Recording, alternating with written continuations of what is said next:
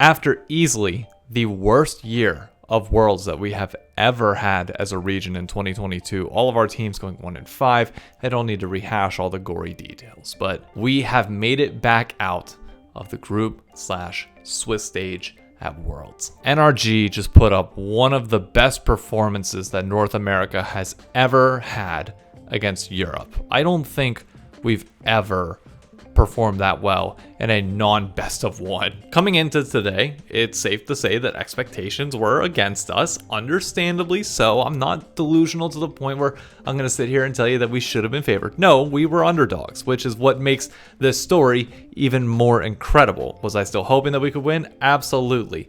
And game one, I mean, just from the moment that we got drafted, it's like, okay, hold on, we're going to be able to do this. But instead of holding on, Contract grabbed us by the back of the neck and literally said, nah, we ain't waiting behind, we're going right now. Contracts put Yike in a body bag this series, which I do feel bad for Yike a little bit. He's one of the most promising junglers to come out of Europe. He's somebody that you really should be excited about for the long-term future of Europe. This is his first year in international play. Granted, it's the first year for several NRG players in international play, but notably not Contracts. And Contracts just mopped the floor with them. In game one, his Vi was everywhere on the map. He's getting kills in every lane, affecting different portions of the map and forcing us to play more aggressive than you would normally assume for a Tahm Kench Senna, even though Tahm Kench Senna had a day and a half. If you don't know what I mean, go rewatch the level 1 and 2 from T1, Gumayusi and Keria playing the same comp. Oh my god. But it wasn't just that. Palafox was performing, Doklo was performing. Doklo throughout this entire series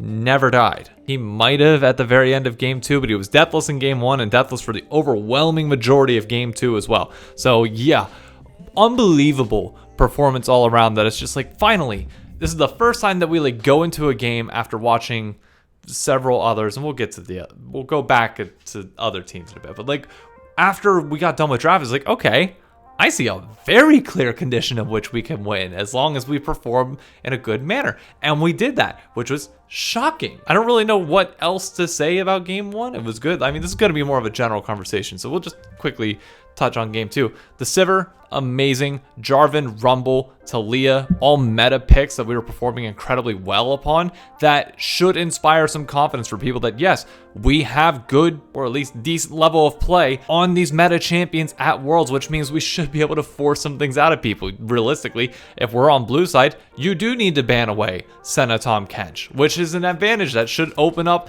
flexibility elsewhere for us to be able to pinch. We can take the Rumble and beat you on it if you leave it open for us. Like, we have flexibility that, quite frankly, I don't think we've shown elsewhere in Worlds in a while. It is so nice. The majority of this video, though, is going to be focused on North America at Worlds. NRG is now the first North American team, was it 2015? No, 2014, that has gotten out of groups not named Cloud9, and that was TSM. That was 9 years ago.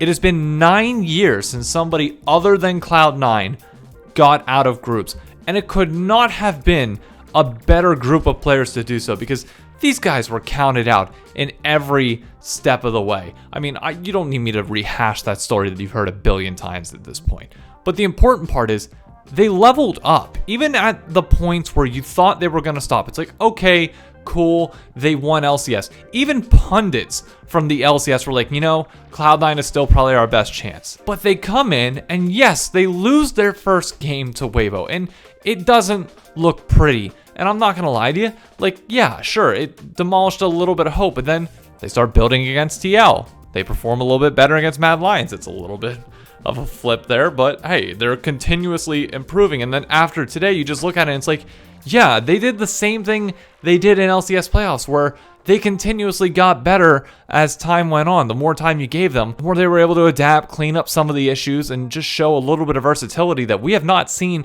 from other North American teams. Typically, like, we're kind of falling down.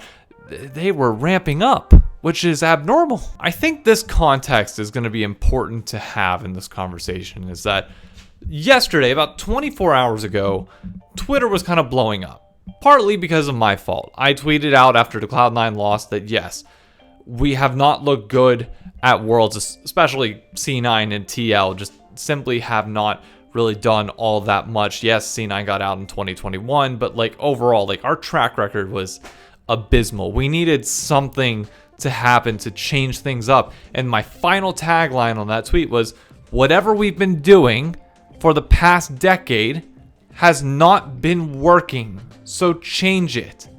And luckily, the team that did change it went on to do something. I'm praying to God that this is finally going to be the wake-up call of all the 20 billion wake-up calls that teams have had the chance to have over the last few years. Maybe this will be the one that they actually see and listen to, where you don't need to just import at all times. If there's slots in your roster where it makes sense to import because we don't have any domestic talent, or like there's a very clear like import that wants to come in, but also notably loves North America. As much as I love Piosik and some of the other players that have come in, the one and dones have to stop.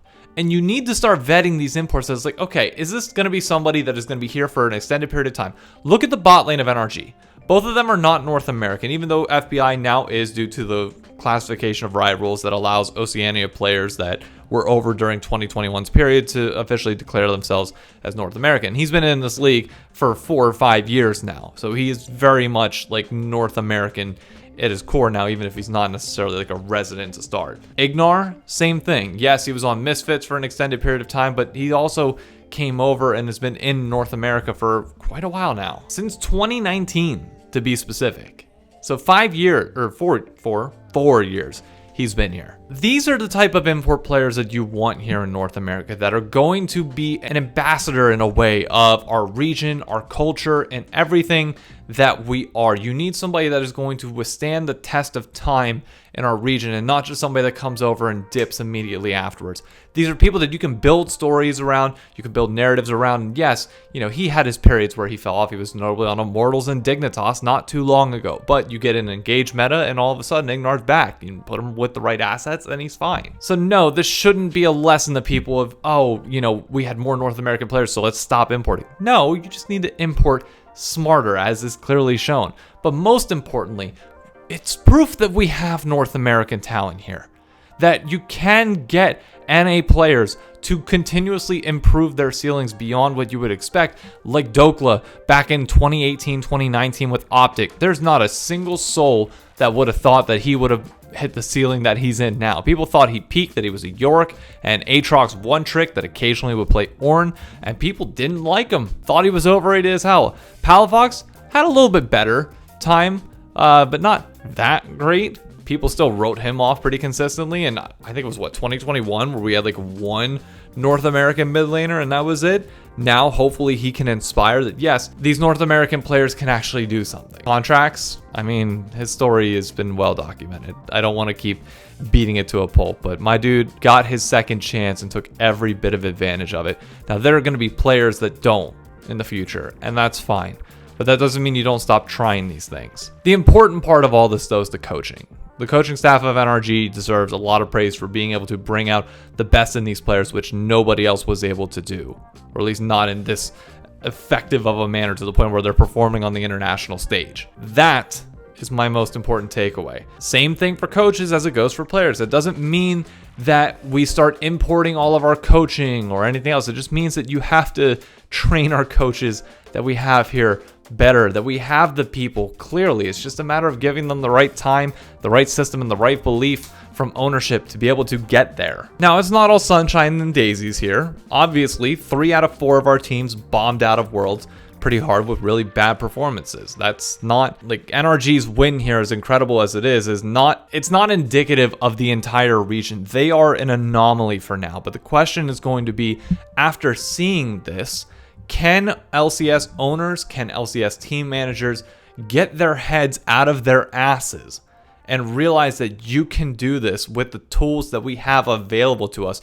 without complaining about things that are or are not happening in the region? Just make do with what you got and make it work. And if people tell you that they can't do that, that it's not possible, then they need to be fired. I know people are going to take issue with the fact that we beat G2 to qualify, but I will just say this. G2 was beating Damwon Kia and Weibo, which were the 4 seeds of the LPL and LCK.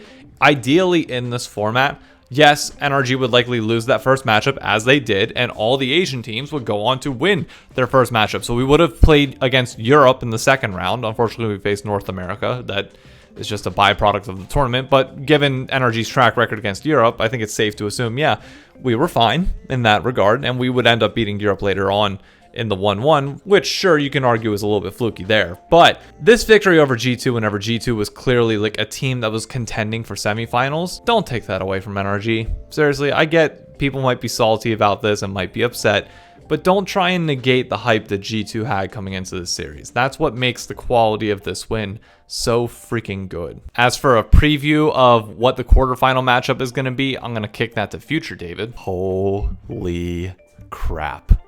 I actually think we stand a chance. To be clear, before anybody comes at me, yes, I know we lost to Weibo in the first time that we played them in Game 1 of Worlds. I get that. But clearly, NRG has evolved as a team as the tournament has gone on. They have adapted to the meta. They have slowly been getting better and better. And now they're obviously going to be scrimming against one of the 8 teams that are remaining in the tournament. So I feel pretty good, especially after you've seen Weibo play against Fnatic, and Fnatic pushed them to 3 games, and we obviously played way better than G2, and G2 even pushed BLG to 3 games with clearly inferior drafting. We are not favorites, to be very clear. Like, Weibo is clearly the favorite going into this series. But I'd be lying to you if I did not sit here and believe wholeheartedly that we have a legitimate chance in this series. It is all just going to come down to the next week of prep, and are we going to be ready for the curveballs that they're going to try and throw at us in draft, and Dokla needs to be able to handle the Shy in top lane. It's as simple as that. If you let the Shy run buck wild as he possibly can, it's going to be a problem. But yeah, I'm genuinely happy with this draw. And then you look at the other part of our bracket, we could potentially get Gen G, assuming they beat BLG, which I think they will. Gen G are known chokers in the semifinals. Like, for whatever reason, their hands and brains just turn off when it's the step before the final stage at Worlds. So if we could somehow get to that, great, but let's focus on Weibo at the moment. On the other side of the bracket, it's perfect. You have JDG versus a very hot KT roster. You have T1 and LNG, which is easily series of quarterfinals bar none, which then potentially sets up for like a JDG LNG rematch, with the winner clearly being the best team out of the LPL going into finals against assumedly Gen G. Like, this bracket draw was perfect in every sense of the word. And I'll make a video later this week talking about the Swiss format, some of its pros, some of its cons, a full reaction to the format changes, because now we're into like the stock standard portion of Knockouts of Worlds. But I think it's safe to say this has been an incredible tournament so far, and we got a lot more to talk about, but I don't want to make this video any longer. I'll save that for Monday, or actually Tuesday. So videos will be out this week on Tuesday. The podcast will be out on Wednesday. Obviously Thursday because of our match then, and then I think probably one on Sunday as well. But I'll keep you posted and I'll update it on Twitter. Thank you all for tuning in. Be sure to drop a like down below, subscribe, and I'll catch you on the next one. Adios.